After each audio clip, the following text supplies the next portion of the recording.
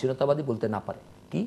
সেনাবাহিনী ব্যারাকে নাও, নির্বাচিত প্রতিনিধির কাছে ক্ষমতা দাও, মার্শাল ল প্রত্যাহার করো, বিচার বিভাগ তদন্ত। এই 4টা পয়েন্ট রেখে তিনি বললেন।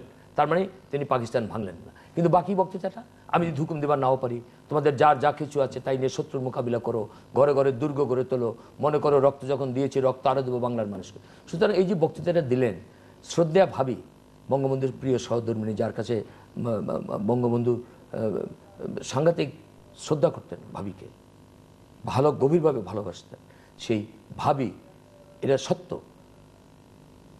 বঙ্গবন্ধু রাত্রে যখন চিন্তা করছেন কি বলবেন, কারণ কঠিন দিন, আমার সিরাজ ভাইকে বললো না যে যাও do your duty, I lead the people. Bangabandhu সব জায়গার খবর রাখতেন। ওই যে ক্যান্টনমেন্টে গোলা নিয়ে তৈরি হয়ে আছে, বোমা নিক্ষেপ করার জন্য হেলিকপ্টার রেডি আছে, সব তিনি জানতেন। এই যে ইউনাইটেড ব্যাংকে চাকরি করতো Dildar Rizvi, who was a good friend of mind, যে দিলদার রিজভি এসে খবর দিয়ে গেল কি হচ্ছে না হচ্ছে কীভাবে। তো সেখানে বঙ্গবন্ধুকে বলেছিলেন ভাবি যে তোমার যা বিশ্বাস আছে অন্তরে তুমি তাই বলিও, এবং বিশ্বাস থেকে তিনি কথা বলছেন। দেখেন পুরো বক্তৃতাটা ক্রোনোলজিক্যালি কি অন্তরের মধ্য থেকে তিনি বক্তৃতা দিয়েছেন। এবং 21শে ফেব্রুয়ারি 1971 আমার হাতে মাইক, বঙ্গবন্ধু সেদিন বক্তৃতা করেছেন। সেখানে কি বলেছেন?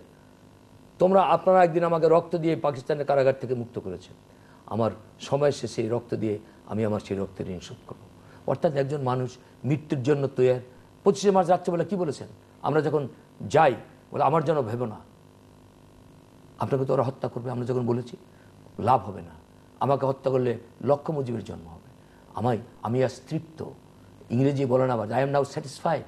আজকে একটা হরতাল হয়েছে, এই তো প্রথম বাঙালিরা বাংলার ভাগ্য নিয়ন্ত্রণ হয়েছে। তার স্বপ্ন আমি অনেক দিন আগ থেকে দেখেছি, আমার স্বপ্ন পূরণ হতে চলেছে। আমাকে হত্যা করার পরে কেউ যদি আমার লাশটা দেখবে আমার মুখে হাসি, কারণ আমি যা চেয়েছি আমি সবই পেয়েছি।